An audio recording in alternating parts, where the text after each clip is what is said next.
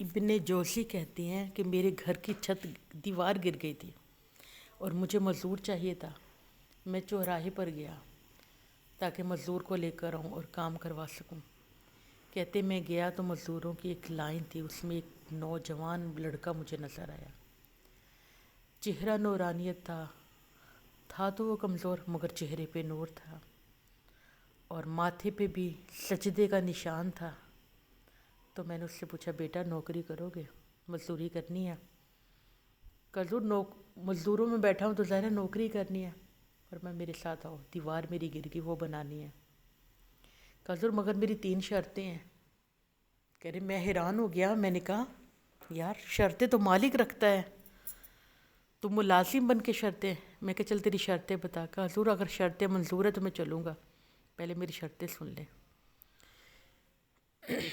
مجھے اور ذرا حیرانگی ہوئی، کبھی مزدور نے بھی کہا میری شرطیں، پھر میں چلتا ہوں۔ میں نے کہا بتا۔ اس نے کہا پہلی میری شرط یہ ہے کہ لوگ 5 دینار لیتے ہیں یا درہم لیتے ہیں، میں 3 لوں گا۔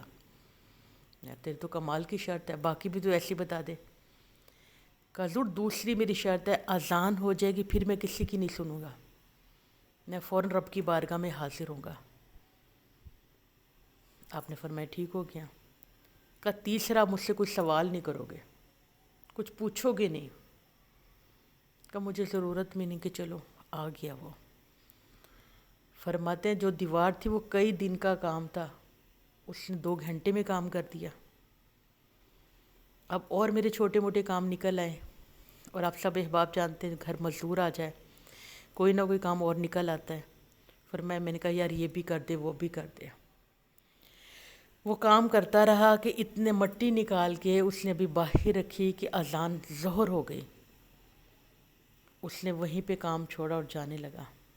میرا بیٹا آیا، اس نے کہا کہ مٹی سائڈ میں کر جاؤ، 2-4 منٹ لگیں گے۔ کہا میری شرط ہے، اپنے والد سے پوچھو۔ نماز پڑھنے چلا گیا، نماز پڑھ کر آیا، پھر کام میں مصروف ہو گیا۔ اتنے میں کھانا تیار ہو گیا۔ میری بیوی نے کہا کہ انہیں کھانے پہ بلا لو۔ میں نے کہا آؤ روٹی کھا لو، بیٹا ہاتھ دھو اور روٹی کھا لو۔ کہا میرا روزہ ہے۔ میں نے کہا رمضان تو نہیں ہے؟ تو اس نے کہا کہ میں نے نفلی روزہ رکھا ہوا ہے۔ اب شام تک وہ بڑی دیانت داری کے ساتھ، ذمہ داری کے ساتھ کام کرتا رہا، اور میں نے 3 درہم دیے، جانے لگا۔ میں کہا بیٹا کل اور بھی کام ہے، کل پھر آ جانا۔ کہ حضور کل کا پتہ ہے کہ زندہ بھی رہنا ہے کہ نہیں؟ میرے پیروں تلے سے زمین نکل گئی، یار تو نے کمال کا کہا۔ میں کہا نام بتا جو رہتے کہاں ہوں؟ کہ حضور میں نے پہلے کہا تھا آپ مجھ سے کچھ پوچھیں گے نہیں۔ میں نے کہا عجیب شخص ہے، اور وہ چلا گیا۔ پھر میں اگلے دن گیا کہ لے کر آؤں، اسے کام کروا لوں۔ میں گیا اور میں نے لوگوں سے پوچھا کہ وہ جو نوجوان بیٹھا تھا وہ کدھر گیا؟ کہ آج نہیں آیا، وہ صرف ہفتے والے دن آتا ہے، 8 دن وہ نہیں آتا۔ وہ کہتا ہے کہ 3 درہم سے میرا گزارا ہو جاتا ہے، آئندہ اگر آپ نے ملنا ہے تو ہفتے کو آئیے گا۔ ورنہ پورا ہفتہ پھر میں نے انتظار کیا، کیونکہ مجھے اس سے محبت ہو گئی تھی۔ کام بڑا اچھا اس نے کیا، دیانتداری سے کیا، تو میں نے پورا ہفتہ انتظار کیا۔ اب پھر میں گیا، اسے لے کر آیا۔ آج پھر کام اس نے بڑا خوبصورت کیا، بڑا محبت سے اس نے کام کیا۔ 3 درہم لے وہ چلا گیا۔ اگلے ہفتے پھر میں نے 1 ہفتہ انتظار کیا، کچھ اور کام مجھے پڑ گیا۔ میں نے کہا میں نے اسی سے کروانے ہیں۔ میں گیا، لوگوں نے کہا پوچھا کہاں ہے؟ لوگوں نے کہا کہ آج وہ نہیں آیا، اور بتایا کہ وہ بیمار ہو گیا۔ میں نے کہا رہتا کہاں ہے؟ کہ فلاں جنگل میں اس کا جھوپڑا ہے۔ میں وہاں چلا گیا اور جا کے دروازے پہ دستک دی تو اس نے کہا ابن جوزی آ جاؤ۔ حضور آپ ہی ہیں نا، آ جاؤ۔ میں حیران ہوا اور میں نے کہا یار نہ میں نے تجھے اپنا نام بتایا، نہ تجھے میرا پتہ، پھر کیسے تو نے کہہ دیا؟ کہ حضور مجھے پتہ تھا آپ ہی آئیں گے، کیونکہ غریب آدمی ہی غریب کا ساتھ دیتا ہے، وہی غریب کو یاد کرتا ہے۔ امیروں کو تو کہاں ٹائم ہے، وہ کب پوچھتے ہیں کسی کو۔ حضور میں آپ ہی کا انتظار کر رہا تھا۔ پھر اس نے جیب سے چند سکے نکالے اور میرے ہاتھ میں دیکھا، حضور آج کی رات میرا انتقال ہو جائے گا۔ میں ایک دم چونک سا گیا، کس نے یہ کیا کہہ دیا؟ حضور آج کی رات میرا انتقال ہو جائے گا، ان پیسوں کو رکھو اور میرے کفن دفن کا انتظام کر دینا۔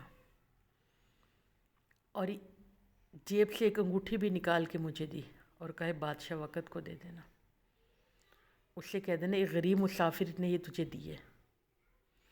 حضور وہ بادشاہ ہے، سنے گا نہیں، مگر آپ سے کہنا تیری ایک نشانی ہے، پھر وہ آپ کی بات سنے گا۔ میں نے کہا یار اب کیا کرو گے؟ کہا حضور اب جائیے۔ میں کہا تھوڑی دیر بیٹھنے دو۔ کہا نہیں، اللہ اللہ کرنی ہے، گناہ بہت ہے، رب کو منانا ہے، کچھ معافی مانگنی ہے، گناہ بخشوانے ہیں، رب سے رحمت کا طالب ہوں۔ حضور وقت کم ہے، کام بہت کرنے ہیں، آپ مہربانی کر کے اب جائیے، میں رب سے ملاقات کرنے کی تیاری کرنی ہے میں نے۔ فرماتے میں اٹھا اور میں اپنے گھر آ گیا۔ اب رات لوگوں میں نے بہت مشکل گزارے، ساری رات بے چینی کے عالم میں کروٹیں بدلتا رہا۔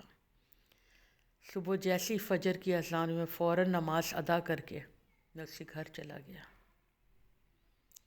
دروازہ کھلا ہی تھا، میں اندر داخل ہوا تو پورا گھر اس کا خوشبو سے مہک رہا تھا۔ ایسے لگ رہا تھا کہ جیسے کہ نہ جانے میں کس نئی دنیا میں آ گیا۔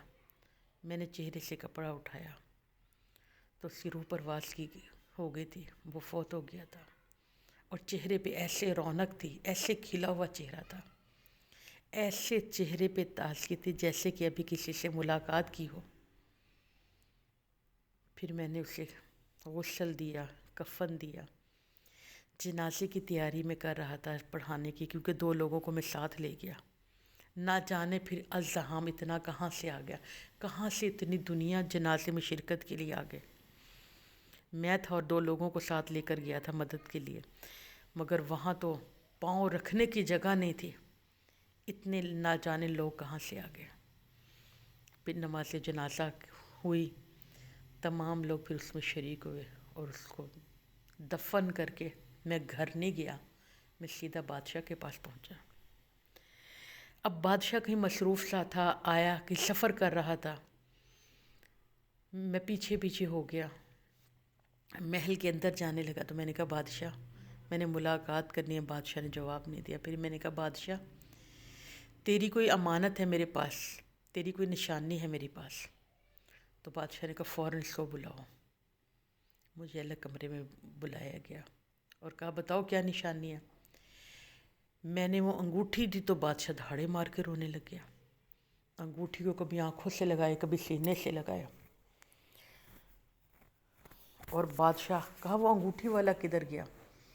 میں کہا حضور اس کا تو انتقال ہو گیا۔ کہا کب؟ حضور میں ابھی دفن کر کے اسے آیا ہوں۔ کہا پھر تو بادشاہ اتنا درد سے، پریشانی سے تڑپا اور گھبرایا۔ میں کہا حضور آپ بتائیں، نہ اس نے مجھے کچھ بتایا نہ آپ بتاتے ہو، میرا تو کلیجہ پھٹ رہا ہے کہ کیا معاملہ ہے؟ تو کہا وہ انگوٹھی والا تو میرا بیٹا تھا، مجھے اس کی قبر پر لے جا۔ ابن جوزی وہ میرا بیٹا تھا، میرا لخت جگر تھا۔ فرمایا پھر میں اس کو ان کی قبر پر لے کر گیا، قبر کے اوپر وہ لیٹ گئے۔ کہا بیٹا تو نے مجھے آخری وقت بھی نہیں بلایا، تو مجھے اس سے قابل بھی نہیں سمجھا۔ میں نے پوچھا بادشاہ برا نہ مانے تو ایک بات پوچھو، یہ بیٹا الگ کیسے ہوا، یہ فقیری کیسے اختیار کی؟ فرمایا اس سے بادشاہی سے نفرت تھی، اس سے محل میں رہنا پسند نہیں تھا، اس سے کرسی پسند نہیں تھی، اور ہر وقت مجھ سے اسی بات پہ جھگڑتا رہتا۔ آخر ایک دن یہ چلا گیا، اجازت لی اور میں نے اس کو اجازت بھی دے دی، اور میں نے اس کو مال و دولت بھی دینا چاہا تو کچھ نہیں لے کر گیا، مگر یہ ایک انگوٹھی کہ وہ آپ کی نشانی ہے تو میں لے کر جا رہا ہوں، اس کے علاوہ وہ کچھ نہیں لے کر گیا، اور آج انگوٹھی بھی میرے پاس آ گئی۔ اب یہ آپ کو سمجھ آ گیا ہوگا کس طرح ان لوگوں کو اللہ سے محبت تھی، کتنا لگاؤ تھا، بادشاہ کی بیٹا ہو کر بھی کہاں مزدوری کرنا اور کہاں ایسے جنگل میں رہنا۔ جی ہاں، تو مجھے ایک فقیر کا بھی شعر آ گیا कहते इश्क ते अग दोनों बराबर पर इश्क दा सेक वढेरा। इश्क ते अग दोनों बराबर पर इश्क दा सेक वढेरा। अग दा दारू मींह ते पानी ते मैनू दस्सो यारो इश्क दा दारू केड़ा। अग ते साढ़े कक्ख ते काने इश्क साढ़े तन मेरा। बुल्ले शाह उत्थे कुछ नहीं बचदा जिथे इश्क होना दा डेरा। जी हाँ, इन लोगों ने रब से इश्क किया, इन लोगों ने अपना सही मायने में अपने रब से मोहब्बत का हमें तरीका बताया कि अगर मोहब्बत करनी है तो बादशाही छोड़नी पड़ेगी।